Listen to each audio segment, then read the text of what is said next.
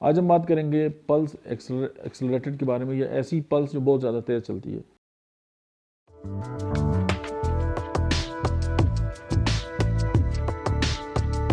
बिस्मिल्लाहिर्रहमानिर्रहीम, अस्सलाम वालेकुम। मेरा नाम डॉक्टर अहमद इजाज़ है और मैं सिमिली होम्यो क्लिनिक्स अहमदाबाद से आपसे मुखातिब हूँ।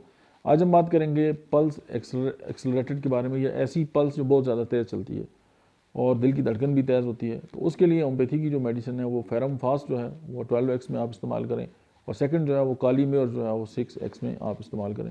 तो ये दोनों अद्वियात जो है वो 4 टैबलेट मिलाकर, इसकी 4 टैबलेट जो है वो दिन में 3 से 4 बार इस्तेमाल करें। चाहे वो खून की कमी के साथ आपके दिल की धड़कन तेज़ होती है, या एंजाइटी के साथ होती है, या किसी और वजह से भी हो सकती है। तो ये एक सपोर्टिव थेरेपी के तौर पे बायोकेमिक मेडिसिन जो है वो आपको बहुत ज़्यादा आपको सपोर्ट करेंगी। Thank you.